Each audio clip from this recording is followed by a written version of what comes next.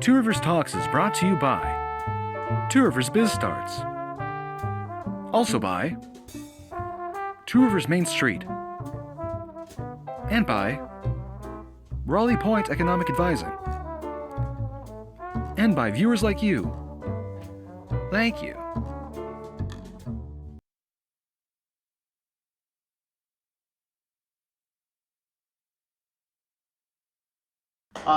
Hi everybody. We're very excited in this next segment to be greeting one of the town luminaries, Mr. Jeff Dawson, who's the director of the Leicester Public Library. You like that luminary? I did. I liked it a lot.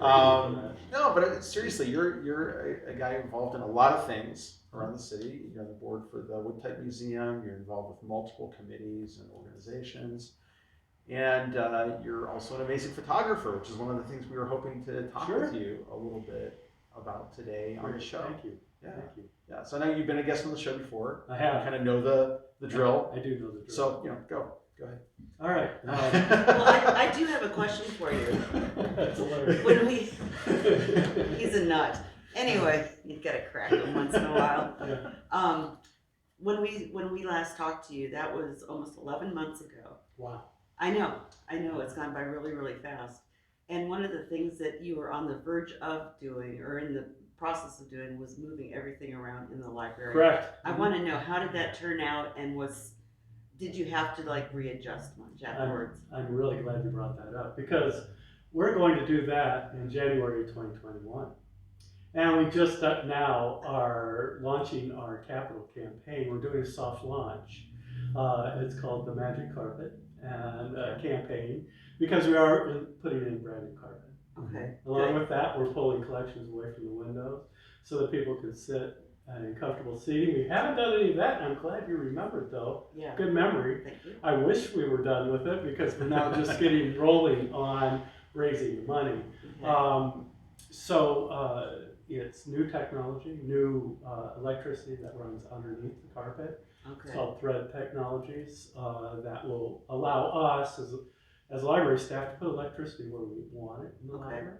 We're going to be putting a couple of collections on wheels so that we can instantly transform the space, for example, down by the fireplace, where our magazines and newspapers are. Putting those collections on wheels will enable us to roll those back, put in 150 seats, and we instantly have the 150 seat auditorium. Okay. We've done that twice now, and it's been very successful.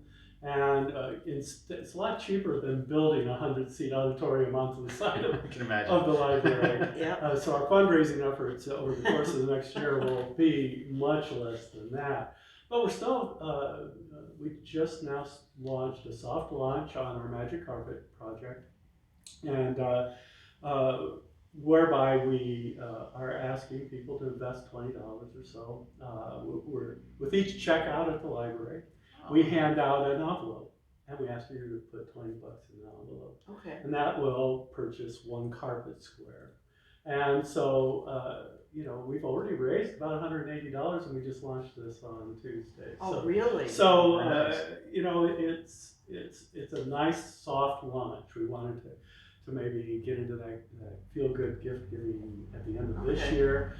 Next year, we will aggressively then push harder on the You're gonna double fines, aren't you? We are not. Sorry.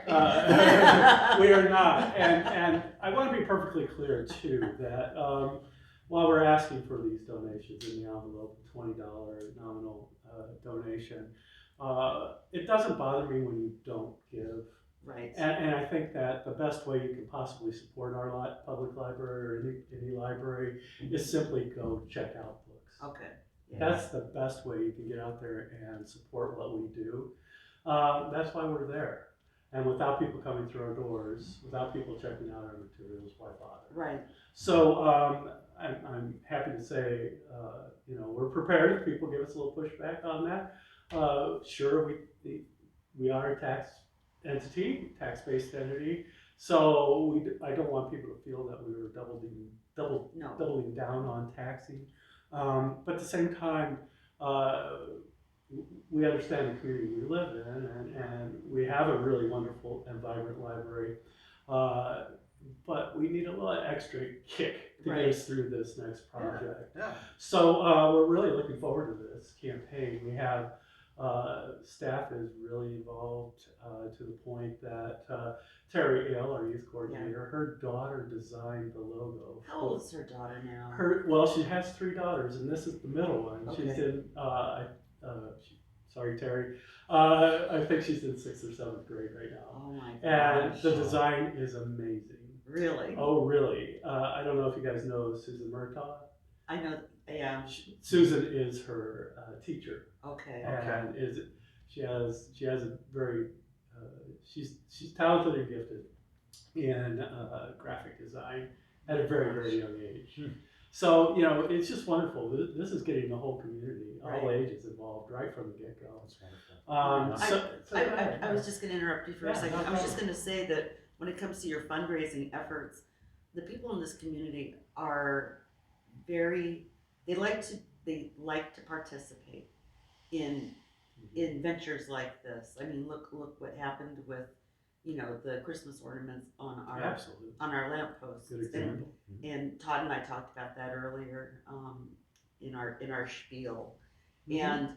But the thing is that if they can, people will get involved. We're a small enough community where it's still a very intimate community, and you have repeat customers at the We do. library. We do. You've got people who pretty much live at the library, and it's flourishing and it's vibrant, and you've got people who appreciate it and use it and will want to participate. Yeah. So and I was just kidding you earlier. I know you wouldn't do that. Mm-hmm. It would be illegal. It's a great topic of conversation. One that's going on around the nation right now is removing fines. Chicago Public Library took away fines, and what did they see? They saw an increase in circulation. They felt people don't feel punished for I'm late or I've got a library fine, so I'm never going to never gonna, yeah. A, I'm never going to return the book. B, I'm never going to go back. So there's some really great arguments for not having fines, and one that we're not quite ready for, but one I will probably be bringing in front of my board in the next 2 or 3 years. That'll be interesting to. It will be. Our fine income for the year, it certainly isn't at the level of, say, a Chicago Public Right. Library, or even Appleton, or heck, even down the road at Manitowoc Public Library, where it's $6,000 to $8,000 a year. And I wish it was more, because we always can use income, but if we think creatively, we look at that $6,000 to $8,000 and say, okay, how are we using that money? How can we better use that type of money? Or if it was gone, what would we have to give up, or where do we go to replace it? Right. The city's been incredibly supportive of the library by over the course of the last 3 years, and if this current budget passes as is, it'll be 4 years of 2% increases every year. Doesn't sound like much, but quite frankly, it's right around $10,000 a year. Okay. So we're raising that income, and just still not keeping pace with inflation, keeping pace with paying competitive wages, but it's incredibly helpful. Right. And that demonstrates the support. Not only, like you said, we have our repeat users, we have our dedicated customers, if you want to call them customers, patrons, that recognize the value and keep coming back. I will also say there are members of the community who never step foot in the library, but understand the value of a library in the community, because it brings so many things. Early literacy really stands out as one of the premier things we offer at the Leicester Public Library. But with that said, with our premier early literacy initiatives, a majority of our foot traffic, are adults. Right. The challenge, I'm really going off topic. No, this is cool. This is good. The challenge we face, and what we look at in libraries, we have the early end of the age spectrum and the end. We have really strong coverage. among birth through, say, 6th grade or so. Really good. Actually, birth through probably 3rd grade, really good. Then we tend to lose them till, they get in, kids grow up, reading's not as fun as it was. They become teenagers, and then they leave high school, go to college, then they get married and raise families. They're busy people. And then once they get older, there's this great rediscovery of the library. It is good. But our challenge, and we always are looking at that 3rd grade to like 35-year-old age range, where why aren't we clicking there? Or not that we aren't clicking there, is how do we get those people into the library? Right. Using the library, checking out the books. And that, again, that goes back to how do we measure support of library services? Are they being used? And so, again, I harken back, come in and check out books, and that's the greatest way to show support of the library. You're absolutely right, we are well supported in this community, and I greatly appreciate that. Well, it's a great place. Thank you. It really, really is. I think we'll be excited to see the changes that are in store, whether now or in 2021.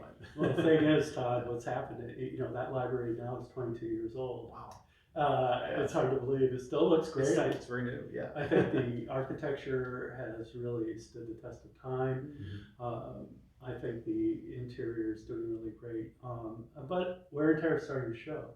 It's like a day like today, for those of you who may not know, it's raining like cats and dogs outside. Well, that's when we find out where the leaks are in the building. And And you're just full of paper.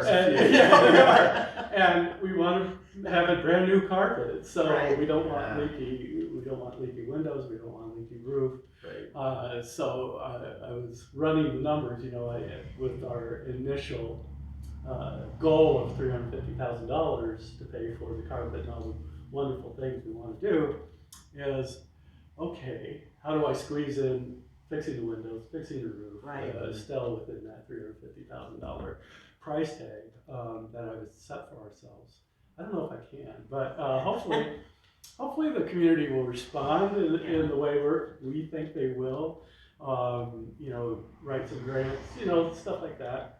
Sure. That'll help us reach our goal. So you mentioned the pass the envelope kind of idea. If somebody comes into the library, that's one way for them to give. What if somebody wants to give a larger gift? What if they want to give online? Are there any kind of thoughts about that? Right. People can give online directly to the Leicester Public Library Foundation. Okay. We utilize Network for Good, and we use their software for online credit card donations. Anybody who wants to make a larger donation, certainly go online and get my information off the library website and contact me directly. We also encourage people to think about including us in their wills and trusts for really long range giving. And that proves to be, for the Library Foundation, one of the greatest giving points. And then the foundation is a not-for-profit. It is. So you can make it a tax deductible donation if you wanted to do something. You certainly can. Okay. And our foundation is rapidly approaching $1 million in their funds. So they give back to the library on an annual basis a percentage of those funds, which we've been able to roll back into our budget. And for example, this year, our budget, all the moon and the stars aligned just right, that with less than a 0.20% increase in the entire library budget, we're able, for the first time in certainly my 12 years here, and some of my library staff who've been here 20, 25 years, have never seen an increase in our collections and programming budgets. So it's the first time in a very long time that we're able to inject some new funding into those collections. Face it, books cost a lot more now than they did 20 years ago. Sure. And so we're really thrilled with this year's budget. As it stands, I hope it goes through with no clicks. I think Monday is the city budget hearing, and that's when the budget will be the hearing, and then I forget the final vote of the budgets towards the end of, well, it is the end of November. It's all coming up really, really soon. Thank you. And, but I think it'll go through no problem. And Right. but we're really excited about that. It's taken that 4 years of the city's commitment to 2% a year really has helped us meet this goal. Okay. So we're thrilled as a library staff to see some of those collections get bolstered. And speaking of collections, and thank you for all of that. I'm glad to hear that. It's exciting to hear that. A lot of this I didn't know was going on there. So, and in the future, if there's anything that we can do to help get the word out, or Appreciate that. host a reception for you, or here at the gallery, or anything, you just let us know. I will. Thank you. Because we're here for you. I appreciate that. So, but speaking of collections, we did want to talk about some of your collections that you have at the library. Yeah. So, and also your photography. Okay. Well, I'll start off with kind of a tie-in to both of the photography, and I'll just briefly talk about my experience as a photographer here in Two Rivers. In 2007, when I moved here, I really hadn't dabbled in digital photography at all.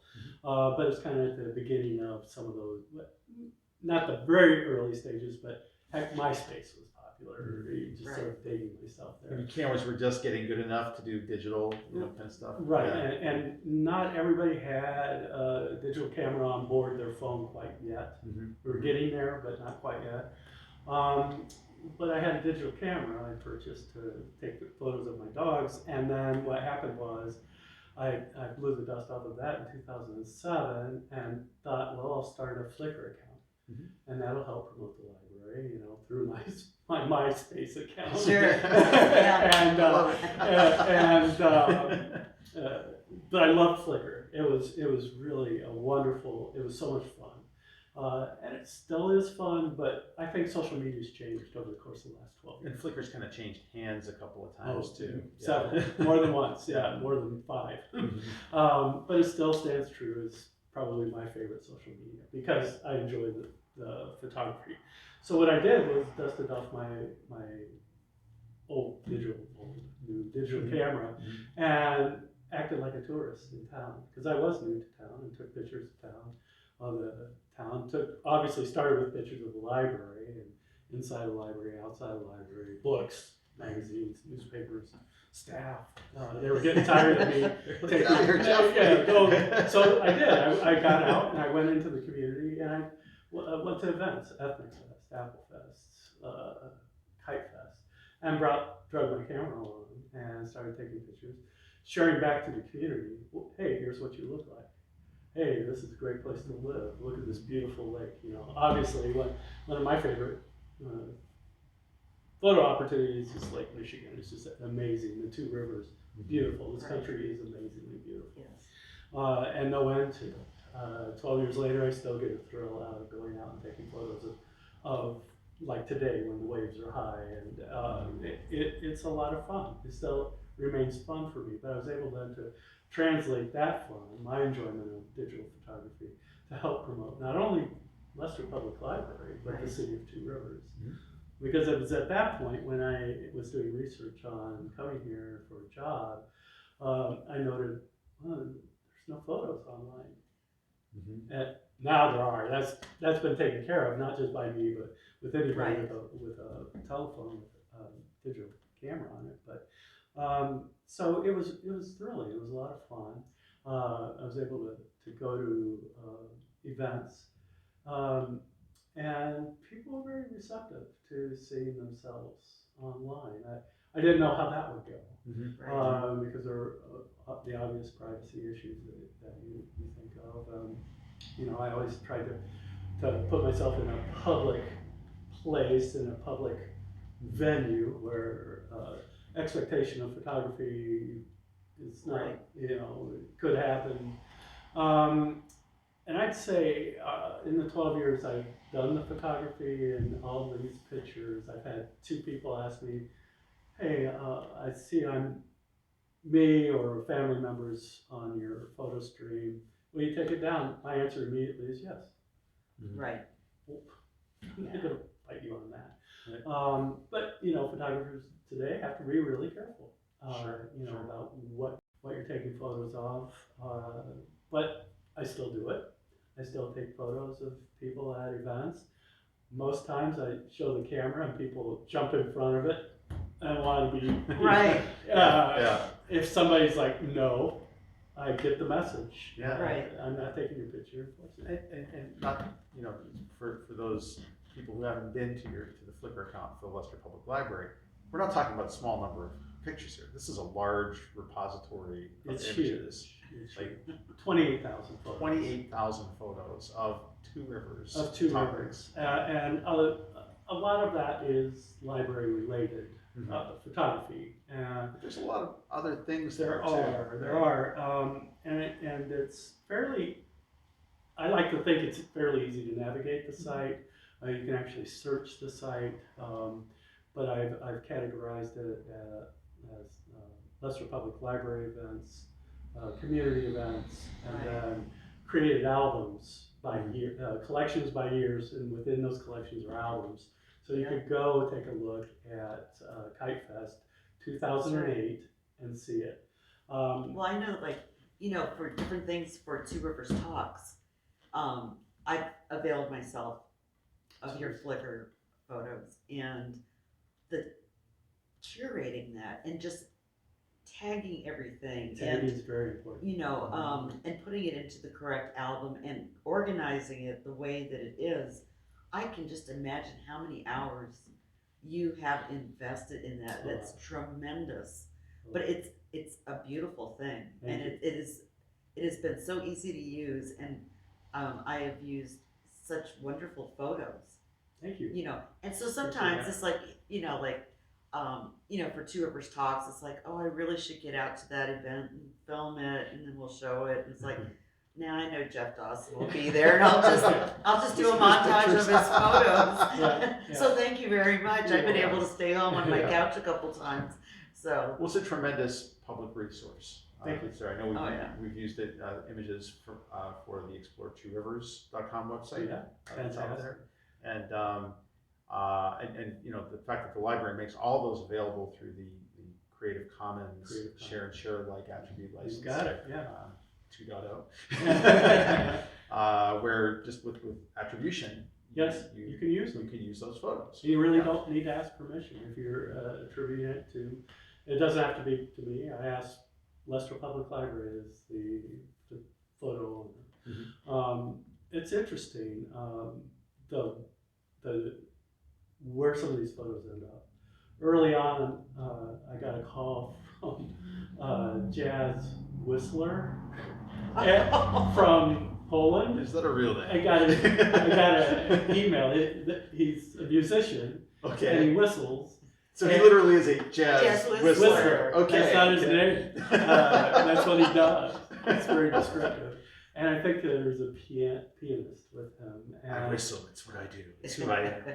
And I got an email. They asked permission to use one of my images as their CD cover. really, As a kid, I always wanted, you always wanted to, you wanted to be cool. create an album cover for your favorite rock band. Right. Well, maybe it didn't quite land there. Close though. Close enough. Close. But I will say that my photos, have ended up in online Wired magazine, Oh, no kidding. U.S. and Japan, which is really cool. Very cool. Yeah. They're included in a recent book published by Chronicle Books. It's called Almost Lost Arts, where they used my photographs of some of the wood type museum Oh. stuff, along with Jim Moran's works in an interview, and there's a chapter. Wow. This book just came out in May. Really? So that, stuff like that's very That's exciting to amazing. me. Yeah. And it's always interesting to see where some of those Sure. photos land. In I've fact, seen, one of your photographs is, at least one of your photographs is in the local Applebee's in Manitowoc. Applebee's used a bunch of my photos at one Yeah. time. I don't know if they're still there. Okay. But McDonald's, in one of their upgrades, it's no longer there. They use photographs. Mhm. But this comes back to library collections too. there was a gentleman at the turn of the century named Wentorf who collected photos, and quite a great collection of photos from the 1880s up to about 1950s. And I want to say probably about 10 years ago, we wrote a grant and digitized that collection.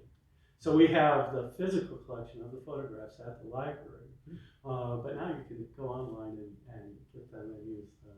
Believe it or not, I've been out there because I look for old Snowfest photographs. You probably And, are. and Did you find one? I think there was one They're we came findable. across. Okay, That, okay, yeah.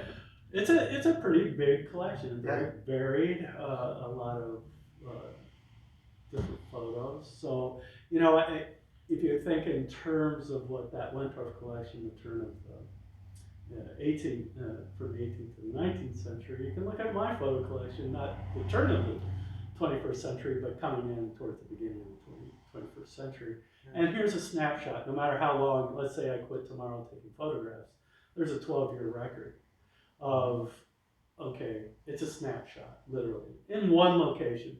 Now, there are a lot of photographers out there who have extensive collections, and I don't want to diminish those. And there's a lot of professional photographers out there that are really, really great photographers that do outstanding work. And it just happens that I was able to utilize some of my library background in the organization and storage and learning these new technologies on how to best store them, how to back them up, ensure them for future generations, those types of things. Tagging, organizing. So it's very accessible. And harking back to what you said, it's that Creative Commons licensing that anybody can use them. Yeah. And that's not true of photographers that are making a living doing it. I have been shouted down by photographers at events, say, you know, you're ruining our profession by offering these up. You should just say, well, take more interesting photographs then. Not to be flip, that's exactly what I would say. You have to up your game, because it's not just me. It's anybody with a phone now. Right. And there's some talent out there, you know, people taking some really outstanding photos with their phones. Yeah, you can't just hack away and, you know, like, I'm a shutterbug. I like to take pictures of stuff all over the place, but, you know, I'm not going to pony up for even a professional photographer's pictures of Ethnic Fest if they're not really especially good at capturing a moment of emotion or something that kind of makes me go, wow, that's, you know, that, and those are hard to capture. I get that. That's lightning in a bottle. It truly is. And, you know, I always tried to capture that lightning in a bottle, and it's 1 out of 2,000 photos. You know, when it comes down to it. Well, I know that you had some really spectacular photos that you were able to capture for when the wall came through. Oh yeah, thank you. The Vietnam Memorial Wall. And and I think, but there was a lot of heightened emotion. The people were showing their emotion, you know, wearing their heart on their sleeve. Absolutely. And you were able to capture that. And but no, you got some really good ones. And then of course Ethnic Fest. But I just know that when the wall came through, and it was being escorted by all those motorcycles. It was a good day. You know? It was awesome. It was neat. Yeah, you had some primo ones, and I did use some of those in my.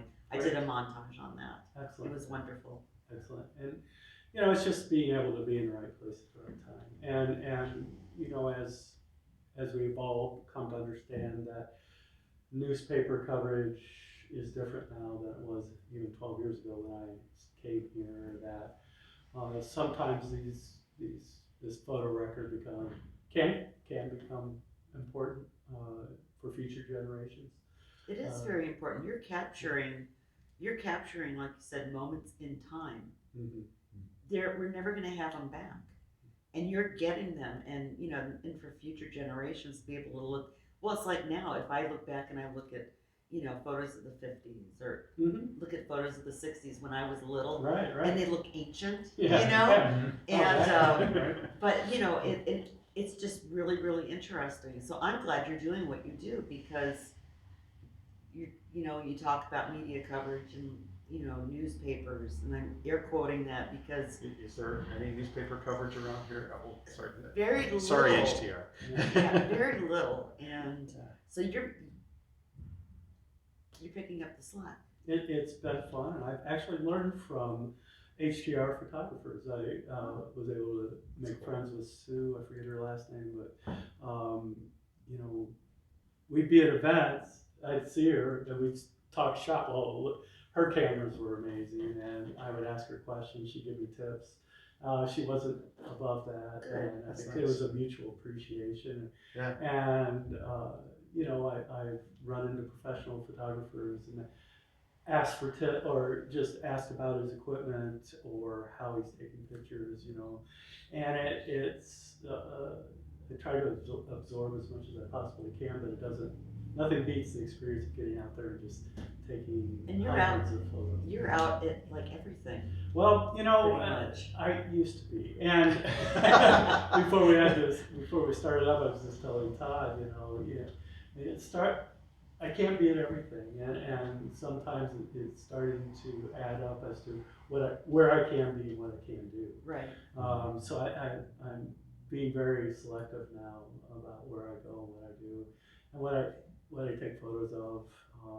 I still think there's, for example, I was out of town for Ethnic Fest this year. I was out of town for the first time in 12 years Okay. for Kite Fest. So I missed a couple big ones there. Sure. But you're a busy professional. You've got things to do with managing the library, and And he has a life. And what's that? Exactly.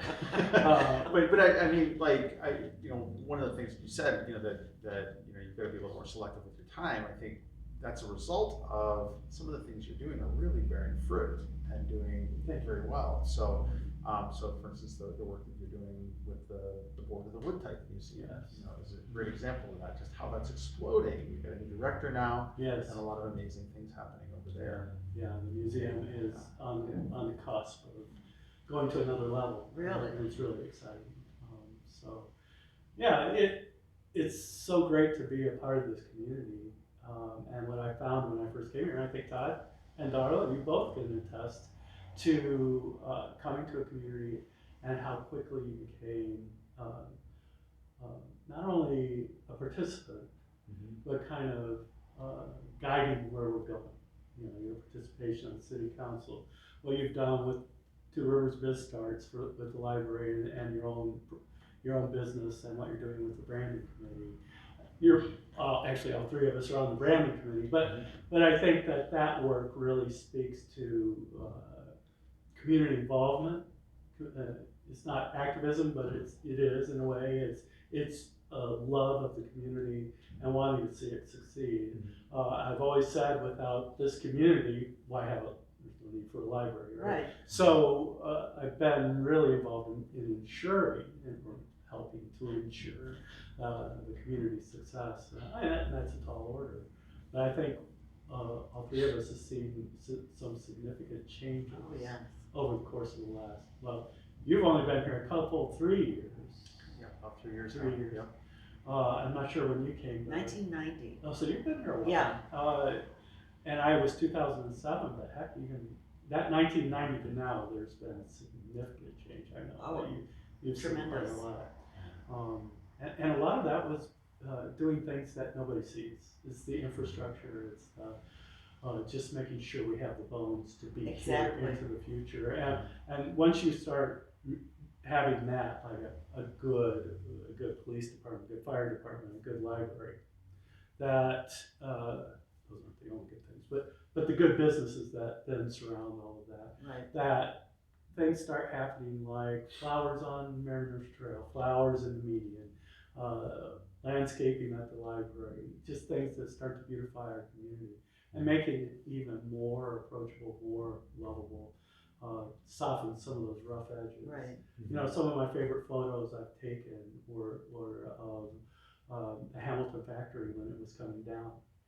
Talk about an emotional time in this community, and Right. to capture, to go in on one of the final days of wood production line in the old wood plant, was an incredibly emotional day, and some of my favorite photos. Yeah. So I count myself very fortunate that I've been in a position where I have a job that somebody can, and sometimes the city manager will call me and say, can you come and take photos of something? And I'm fortunate to say, yes, I can make that happen. or that I know something's happening on any given day. I used to do a little more of the ribbon cutting things. I don't do that so much anymore, but at the beginning when I wasn't on every board Right. committee, Yep, I had yep. time to do some of that. But no, it's been enjoyable. It's been fun to watch the community change. It's really exciting right now because there's construction downtown. There's ideas floating out there. It's just a really exciting time, I think, for Two Rivers. And I speak as a resident. I'm not an investor. I'm not someone. I just think it's fun to watch, exciting to watch, And we're all fortunate because we're pretty involved and we know a lot of the details, or we know what might be coming up or what might be in the works, and we turned a corner, and it's like, we feel it, we know it, and we see it maybe a little clearer than just the average resident who isn't doesn't go to all these meetings and Sure, but they get to enjoy the fruits of it. But I mean, it's like, I wouldn't stop doing what I'm doing at all at this point in time because there's just too much exciting things that are going to be breaking loose, and it's like, how could you possibly step back from it? right. We've been in it for the long haul. There's been some growing pains and there's been issues, and you get through it, and then you get to enjoy, the results of all your efforts. And it's one of the reasons we keep doing the show. Right. So that the stuff that we learn about, we can share with the audience and hopefully spread the word about the good things that are happening. So. Right. Yeah, I appreciate that. That's good. This is part of our media experience for the city of Two Rivers is this show. So thank you both for continuing to plug away at it. Well, thanks for not throwing rotten tomatoes at us. Yeah. Oh, you just planted a seed. Oh no! I know what's happening at the next Community Days Festival. Rotten tomato throwing. Anyways, Jeff, thanks so much for being on the show. We really appreciate it. I wonder if we could ask a favor of you. Sure.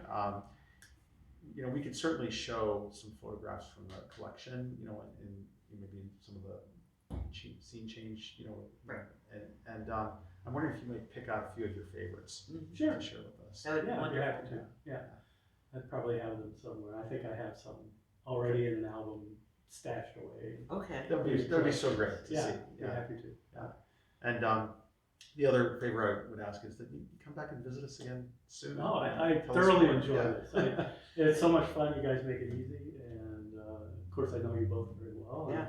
That doesn't hurt, and it's fun. It's fun to share a story, and that's obviously my business. Sharing stories. That's right, exactly. Yeah. And thank you for everything that you do, and for guiding the library in the direction that it's going right now. And You're here. and thank you to your entire staff.